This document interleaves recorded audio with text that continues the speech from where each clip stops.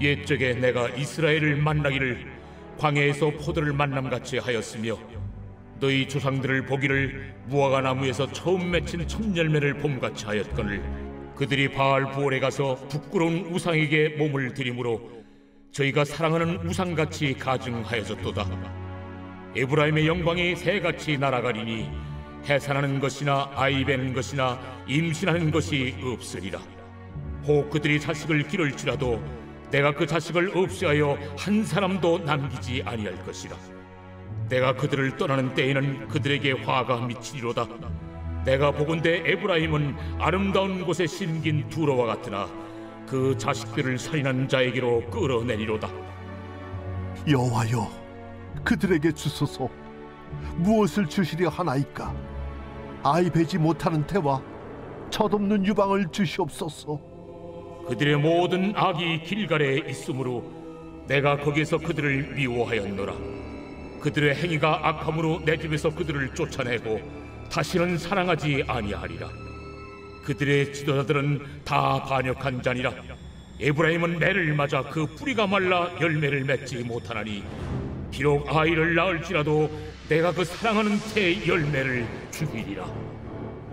그들이 듣지 아니하므로 내 하나님이 그들을 버리시리니 그들이 여러 나라 가운데 떠도는 자가 되리라. 이가봇이 아닌 임마누엘이라고 하는 제목으로 오늘 토요 새벽 예배 말씀 함께 나누도록 하겠습니다.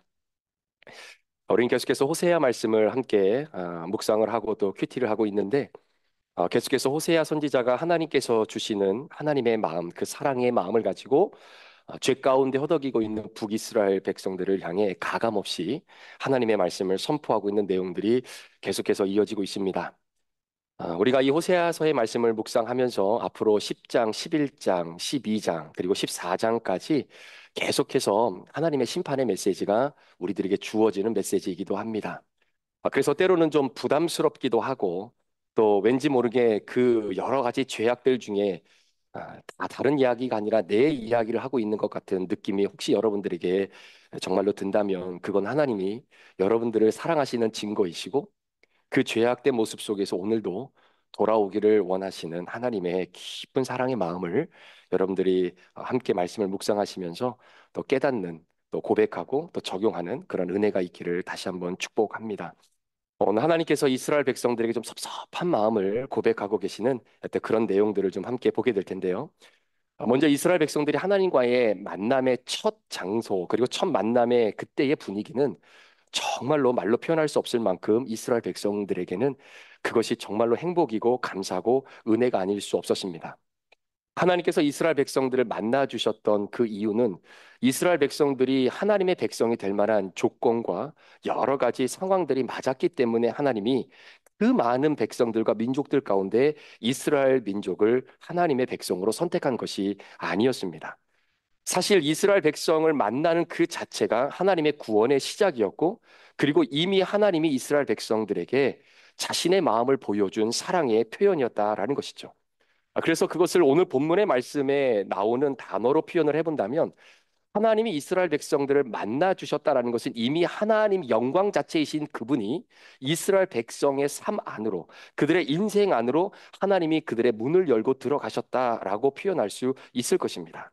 그렇기 때문에 이스라엘 백성들은 진짜 자다가 진짜 떡 얻어 먹는 것처럼 본인들은 하나님의 영광을 누릴 만한 이유가, 그런 조건이 하나도 없었는데 그냥 영광이 찾아온 겁니다.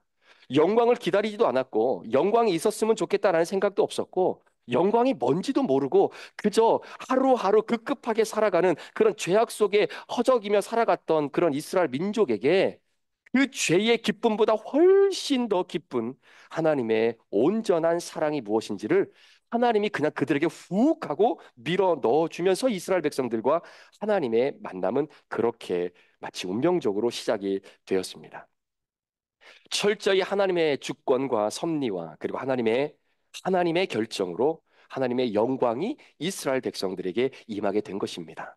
그 자체를 하나님은 좋아하셨습니다. 그 영광을 누리는 백성들을 바라보시면서 하나님은 마음이 뿌듯하셨습니다. 그런데 문제는 그런 하나님의 영광이 결국은 이스라엘 백성들을 떠나게 되었다라고 성경은 이야기합니다. 그 이유가 무엇이냐면 영광의 은혜를 누리며 살았던 이스라엘 백성들이 하나님과 이스라엘 백성들 사이에 온전한 사랑이 형성되어졌던 그 아름다운 시기를 이스라엘 백성들이 온전히 포기하게 된 것이죠.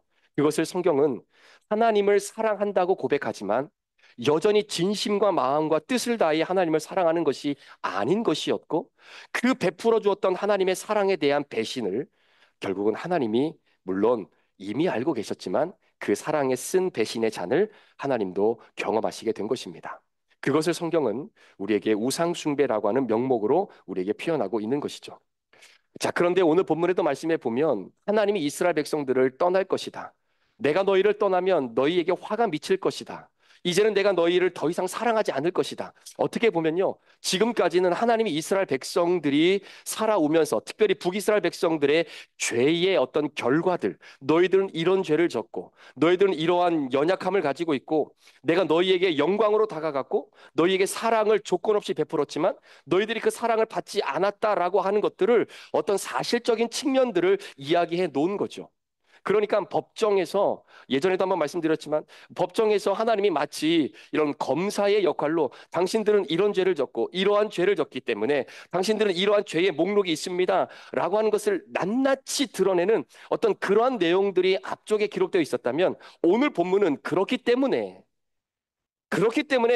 판사에게 이러한 범죄를 저지른 이런 피고인에게 다음과 같은 구형을 허락해 주십시오 라고 말하는 것과 같은 그러한 맥락의 뉘앙스가 오늘 본문의 내용인 겁니다. 너희들이 우상을 섬겼고 바알보올에게 가서 부끄럽게 너희의 몸을 드렸고 하나님의 사랑을 받아들이지 않았기 때문에, 그래서 결국은 내가 너희들에게 이러한 결과를 내리겠다. 너희를 사랑하지 않고 너희들이 자식을 낳아도 그 태가 살아가지 못할 것이고 너희들에게 사랑을 베풀지 않을 것이며 내가 너희에게 영광을 거두어가고 너희들을 떠나는 순간 너희들에게는 결국 화가 미칠 것이다 라고 하는 어떤 결론적인 죄에 대한 어떤 하나님의 심판의 결론의 메시지가 기록되어져 있는 그런 내용이기도 합니다. 그런데 본문을 묵상하면서 그런 생각이 들었던 거죠. 하나님께서 이스라엘 백성들이 죄를 졌기 때문에 하나님의 영광이 떠난다라고 표현이 되어 있고, 그리고 하나님의 영광이 또한 떠날 것이다. 자, 그런데 여러분, 우리가 성경의 말씀을 쭉 읽어보다 보면 하나님의 영광이 떠났다, 하나님의 영광이 사라졌다, 뭐 이런 표현들이 가끔 우리에게 들릴 때가 있습니다.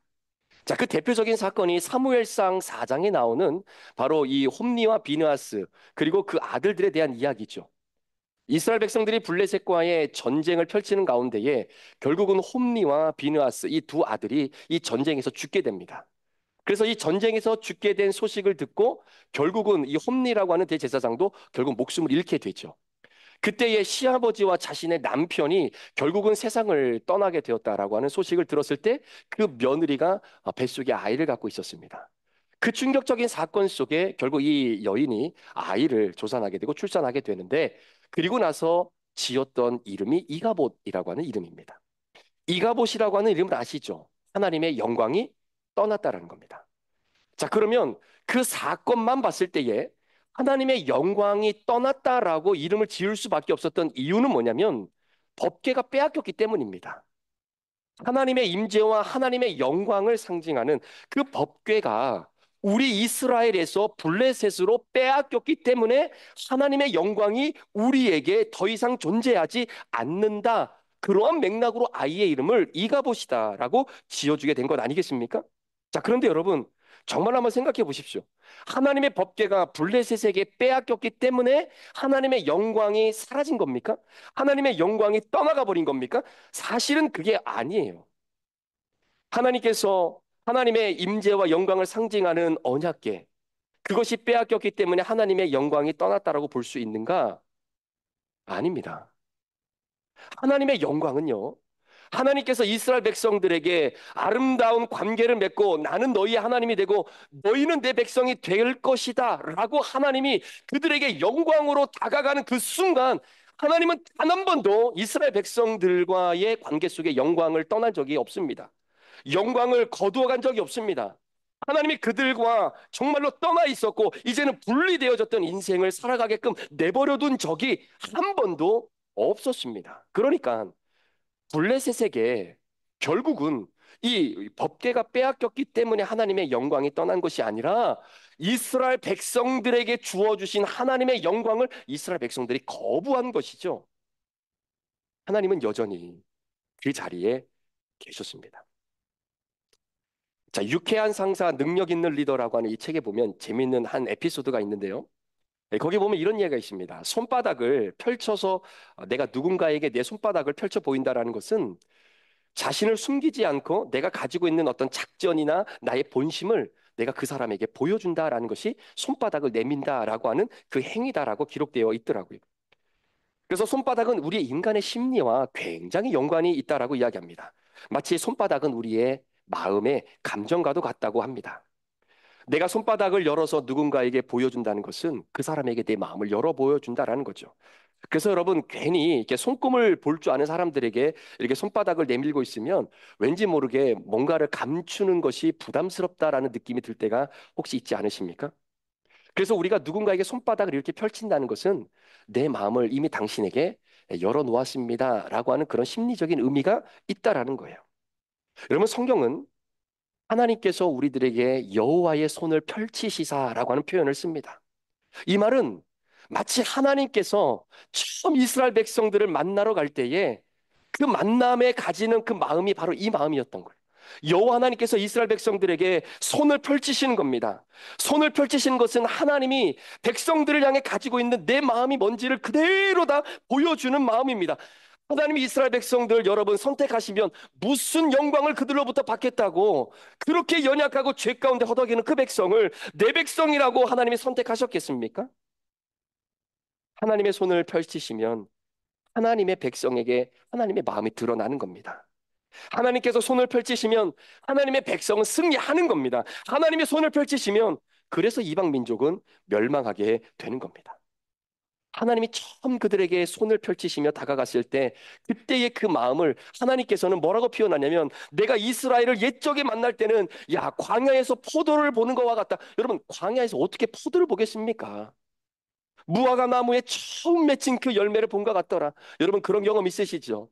내가 이렇게 조그만한 밭에다가 뭔가를 심어놨을 때 이게 자랄지 안 자랄지도 모르겠고 열매가 맺힐지 안 맺힐지도 모르겠는데 막상 어느 날 밖에 나가보니까 텃밭에 포도나무에 포도가 하나씩 열리고 이런 뭐 열매들이 하나씩 조금씩 열리게 되면 마음이 어떠세요? 별로 감흥이 없으시군요. 여러분 우리 교회 여기 텃밭에 포도 저기 이 깻잎하고 뭐 이게 고추랑 심잖아 상추랑 얼마나 기쁜지 모릅니다. 예. 야 이게 열리는구나. 와 이게 신기한 거예요. 여러분 그 마음인 겁니다. 하나님이 이스라엘 백성들을 처음 만나 그들과 아름다운 관계를 맺겠다고 하나님이 결정하셨을 때 하나님의 마음이 무화과 나무에서 처음 열매가 맺혔던 바로 그 열매가 맺히는 그 모습이었다라는 것이죠. 그런데 그렇게 하나님이 손바닥을 펼치며 보여주셨던 그 사랑을 이스라엘 백성들이 바알보올에서 부끄러운 마음으로 우상에게 자신의 몸을 드리며 그 사랑을 거부하기 시작을 하는 겁니다. 8절 말씀에 보면 이런 표현이 있죠. 에브라임의 영광이 새같이 날아갈 것이다. 12절 말씀에도 내가 그들을 떠날 때에는 그들에게 화가 미칠 것이다. 15절에도 내 집에서 그들을 쫓아내서 다시는 사랑하지 내가 않을 것이다. 17절 말씀에도 내 하나님이 그들을 버리시리니 여러 나라 가운데 떠도는 자가 되리라. 마치 지금 이 플로리다를 완전히 훑고 지나갔던 밀턴 이런 이 폭풍처럼 몰아치고 계시는 하나님의 모습을 좀 보게 되는 거죠. 어떻게 보면 전체적으로 하나님의 영광이 떠난 것처럼 기록되어져 있습니다. 더 이상 이들에게 소망이 없는 것처럼 보입니다. 더 이상 이들에게는 힘과 꿈이 없는 것이고 이제는 완전히 하나님과 분리되어져서 더 이상 희망이 없는 백성인 것처럼 보입니다. 그런데 호세아의 미묘한 이 아름다운 포인트가 바로 여기에 있는 거예요. 시편 139편의 다윗이 이렇게 고백합니다. 자신이 하늘에 올라갈지라도 하나님이 거기 계시다라는 거예요. 내가 스올의 자리를 펼치라도 지옥의 자리를 펼치라도 하나님은 거기 계시고 내가 저 끝이 보이지 않는 바다 끝까지 갈지라도 하나님은 거기에 계신다라는 거죠. 하나님을 볼 줄 아는 사람은 하나님이 어디에나 계신다라고 고백을 하지만 하나님이 숨어 계시다라고 보이지 않는다라고 하나님이 없다라고 하는 것이 얼마나 어리석은지 모른 겁니다. 결국 하나님은 이스라엘 전체적인 역사를 볼 때에 단 한 번도 이스라엘 백성들 가운데 주신 영광을 거두어 가신 적이 없었습니다. 영광은 여전히 그들과 함께 그 자리에 있었지만 이스라엘 백성들이 그 영광을 거부했기 때문이죠. 심지어 하나님은 이스라엘 백성들이 결국은 아수르의 포로로 끌려가서 정말로 노예로 인생을 살아갔던 그 순간, 그 현장, 그 곳곳에서 하나님은 여전히 영광으로 그들과 함께 계셨습니다. 따라서 하나님은 이스라엘을 절대로 떠나서 이들에게 화가 미치는 것이 아니라 북이스라엘이 하나님을 떠나서 화가 미치는 겁니다. 그러니까 여러분, 이 성경을 바라보는 관점이 내 입장에서 하나님이 떠난다라고 하는 그런 개념이 아니라 하나님은 여전히 그곳에 나를 위해 있지만 내가 하나님을 거부하는 거예요. 그게 바로 성경을 바라보는 신본주의적인 입장입니다. 하나님이 좋을 때는 우리에게 와 계시고 우리가 조금 죄 짓는다고 해서 하나님이 삐져가지고 하나님이 떠나시고 그런 하나님이 아니시다라는 거예요. 자, 그러면 우리 사무엘상 4장으로 잠깐 다시 한번 돌아오면요. 자, 법궤를 빼앗긴 사건이 있었습니다. 그래서 이, 이 엘리의 며느리는 결국 하나님의 영광이 떠났고 하나님의 임재가 떠났다. 그렇게 표현했던 것은 여전히 그 시대가 하나님을 어떻게 인식했냐면 부적처럼 인식했다라는 거예요. 그래서 하나님께서 영광을 마치 그들로부터 거부당했다라고 하는 그 표현이 하나님의 법궤가 빼앗겼다라는 것이고 그 빼앗긴 행위를 통해서 하나님이 그들에게 가르쳐 주고자 하는 목적이 있다라는 겁니다. 백성들이 올바른 믿음 안에서 살아내지 못하고 있기 때문에 마치 하나님의 영광이라고 모든 백성들이 인정했던 그 법궤가 빼앗기는 수치를 하나님이 경험하고 받아들이면서까지도 하나님은 그들에게 여전히 내 영광이 너에게 있다라는 것을 보여주시는 거예요. 하나님을 미신 믿듯 그렇게 믿고 바라보지 말라라는 것입니다. 하나님께서 오늘 이스라엘 백성들에게 호세아 선지자를 통해서 계속해서 강조하고 있는 것이 너희들의 현실을 직시하고 얼마나 죄 가운데 허덕이고 있는지 너희들의 모습을 보고 내 영광을 더 이상 거부하지 말라라는 거죠. 그래서 하나님은 아수르라고 하는 이러한 심판의 도구를 통해서 하나님이 하나님의 백성이 멸망당하는 수치, 그거는 이스라엘 백성들 나라의 수치가 아니라 너희들을 내 백성으로 삼겠다라고 하는 하나님에 대한 수치 아니겠습니까? 별로 그 신이 능력이 없네. 별로 그 신이 힘이 없네. 그러면 법궤를 빼앗겼다라고 할 때 이 빼앗기다라고 하는 히브리 단어가 라카흐라고 하는 단어를 쓰는데요. 이 라카흐라고 하는 단어가 굉장히 중요한 의미를 가지고 있습니다. 자, 라카흐, 빼앗겼다라고 표현하면 우리의 입장에서 하나님의 법궤가 다른 누군가에게 빼앗겼다 이렇게 표현을 하고 성경은 그렇게 번역을 해 놓았죠. 그런데 라카흐라고 하는 단어가 어디에도 쓰이냐면 창세기 1장 2절에 보면 모든 그러니까 하나님이 세상을 창조하시기 전에 세상이 공허하고 흑암이 깊음 위에 있고 하나님의 신이 그 위에 운행하시니라 이런 표현이 나옵니다. 기억하시죠? 운행하신다라는 거 할 때 우리가 드는 관념이 뭐냐면 하나님이 그 위를 거닐고 계신다라고 하는 표현이에요. 그러니까 하나님께서 움직이고 계시는 겁니다. 운행하고 계시는 겁니다. 이것이 라카흐라고 한 단어예요. 그러니까 하나님의 입장에서는 하나님이 움직이시고 하나님이 직접 운행하시는 표현이죠. 그런데 법궤가 빼앗겼다라는 것은 우리 입장에서는 하나님의 법궤가 빼앗긴 거예요. 그러니까 하나님이 운행하신다라고 하는 이런 개념이 없는 거죠. 그런데 하나님의 법궤가 빼앗겼다라고 할 때에 쓰는 이 라카흐라고 하는 단어는 그 문장에서 주어가 가지고 있는 그 의도와 목적을 분명히 이루기 위해서 사용되어지는 동사가 바로 운행하다라고 하는 이 락하으라고 하는 동사예요. 그러니까 하나님의 법궤가 빼앗겼다라는 것은 주어의 목적이 있는 겁니다. 하나님의 목적, 의도가 분명히 있고 그것을 드러낼 수 있을 때에라야만 쓸 수 있는 동사가 락하으라고 하는 동사라는 거예요. 그러니까 법궤가 빼앗겼다라는 것은 무슨 의도가 무슨 목적이 그 안에 있겠느냐라는 거죠. 하나님께서 흑암과 기쁨이 있고 그 위에 하나님의 신이 하나님의 영이 운행하시느니라 라고 할 때에 무슨 목적이 있겠느냐라는 거예요. 자, 이 라카오라고 하는 동사는 이런 의미를 가지고 있다라고 합니다. 자, 어떤 의미냐면요. 이 독수리가 저 높은 창공 위를 날아갑니다. 여러분들도 가끔 독수리가 푸른 창공을 막 이렇게 배회하고 날아다니는 모습을 볼 때가 있잖아요. 자, 그런데 이 라카오라고 하는 단어는 독수리가 여기저기 날아다니는 것이 아니라 어느 한 지점을 바라보면서 그 지점을 중심으로 뱅뱅 돈다라고 하는 의미를 갖고 있다라고 그럽니다. 한번 잘 생각해 보세요. 독수리가 하늘에서 어디로 날아가지 않고 어느 한 지점을 향해서 그곳을 중심으로 빙빙 돌고 있다라고 하는 의미가 라카흐라고 하는 의미가 갖고 있다는 거예요. 또 한 가지는 헬리콥터가 밀림이나 정글에서 우리 전쟁 같은 영화 이런 전쟁 영화 같은 거 보면요. 뭐 사이판 이런 사이판이 아니죠. 사이판은 놀러 가는 데 아닙니까? 예. 하여튼 그런 전쟁 영화를 보면요. 뭐 이렇게 헬리콥터가 밀림이나 정글로 막 날아갑니다. 그리고 어느 한 지점에서 프로펠러가 그 지점에서 계속 돌고 거기에만 멈춰 있게 하늘에 떠 있는 바로 그러한 모습. 이게 르카흐라고 하는 거예요. 또 한 가지는 어미 닭이 알을 낳고 난 이후에 이 알이 부화될 때까지 자신의 가슴에 품고 계속 돌린다고 합니다. 계속 돌려요. 그래서 이 어미닭이 먹을 때, 그러니까 자신이 무엇인가를 먹고 이럴 때만 잠시 이 알을 내려놓지 그 외에는 이 알을 계속 품는다는 거예요. 그리고 이 알이 부화되기 24시간, 48시간 이전에는 이제는 먹지도 않고 마시지도 않고 한 품에 안고 이 알을 계속해서 품고 돌리고 돌리고 돌리고 돌린다라는 거예요. 이게 락하으라는 겁니다. 자, 그럼 한번 질문을 드려볼게요. 여러분, 독수리가 하늘 창공에서 어디로 날아가지 않고요. 날아가지 않고요.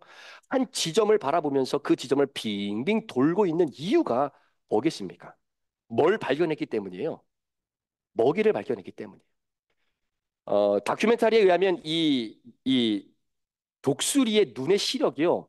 이게 달빛이 은은하게 끼어 있는 그런 밤. 이럴 때 실제로 독수리가 바라볼 수 있는 그 거리가 1.6km라고 합니다. 그러니까 1마일이에요. 그러니까 우리가 대낮에 저 높은 창공에 독수리가 날아다니면 우리 안 보일 것 같죠? 보인다라는 거예요.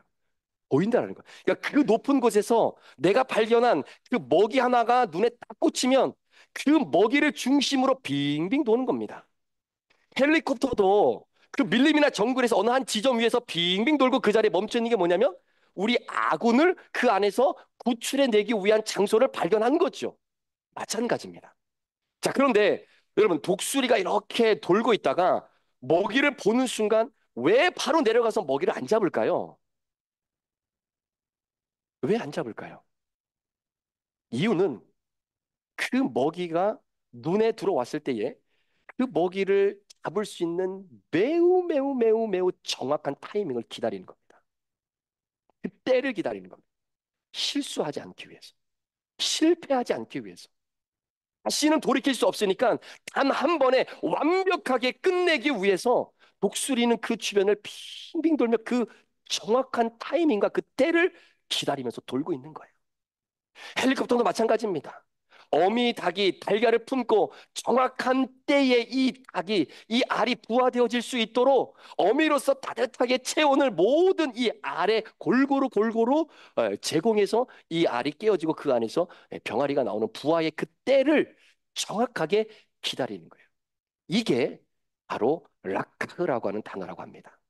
그러니까 여러분, 하나님께서 정말로 이 영광이 떠났다라고 하는 것은 하나님의 영광이 우리에게 사라졌다는 것이 아니라 하나님의 때를 기다리는 거예요. 마치 사무엘상 4장에 블레셋에게 빼앗기고 난 이후에 5장에 이어지는 다곤 신전이 완전히 초박살나지 않습니까? 뭘 보여주겠다라는 겁니까? 하나님께서.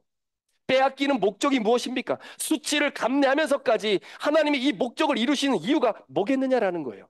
자, 마찬가지입니다. 호세아 선지자에서 하나님이 오늘 내가 너희들에게 영광을 거두어갈 것이다.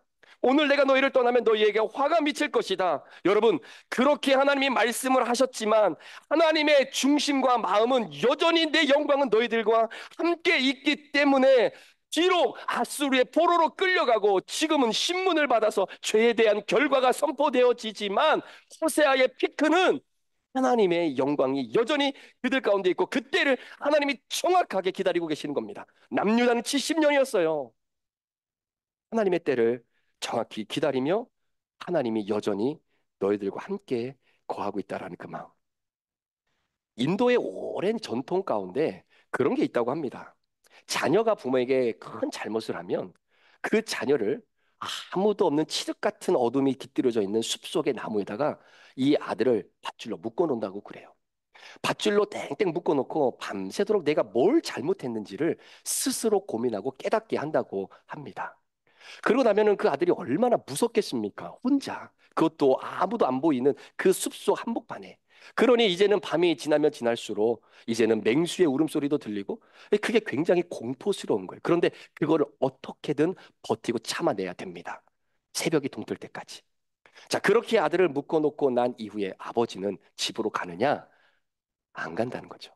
아들이 보이지 않는 곳에 숨어서 아버지도 동일하게 활과 그리고 칼을 들고 아들의 눈을 떼지 못하게 아들에게 아들의 안전을 지키기 위해서 잠시도 아들에게 눈을 떼지 않고 아들을 바라보고 있다라고 그렇게 이야기를 합니다. 하나님이 이런 이스라엘 백성들을 통해서 무슨 영광을 받으시고 무슨 하나님이 뭘 얻으시겠다고 이렇게까지 참고 기다리는 것일까요? 바로 회복의 때를 기다리시는 겁니다. 이가봇, 영광이 떠났다라고 하는 여로보암 2세의 타락한 이스라엘 백성들의 그 상황이 내가 너희와 항상 함께 할 것이다 라고 말씀해 주셨던 그 하나님의 임마누엘의 은혜. 우리 사랑하는 성도 여러분, 여러분의 삶 가운데에 혹시 이가봇의 삶을 지금 살고 계시는 분들이 계십니까? 아니면 이 임마누엘의 삶이 여러분 삶 가운데 펼쳐져 있는 분들이 계십니까? 혹시 여러분의 인생 가운데에 도대체 하나님이 시편 139편에 어디를 가도 계신다고 하는데 내 인생 가운데는 아무리 돌아봐도 하나님은 계시지 않는 것 같고 하나님이 계시면 진짜 이런 하나님의 도우심이 좀 필요할 텐데 왜 내 인생은 이런 이가봇 같은 인생일까? 그런데 여러분 기억하셔야 될 것이 뭐냐면 하나님의 영광이 떠났다라고 하는 것에서 멈추지 마시고 내가 너희와 영원히 함께하는 그 임마누엘의 은혜가 오늘도 우리에게 이어지고 있다라는 사실을 여러분 꼭 기억하시기를 주의 이름으로 축복합니다. 기도하시겠습니다.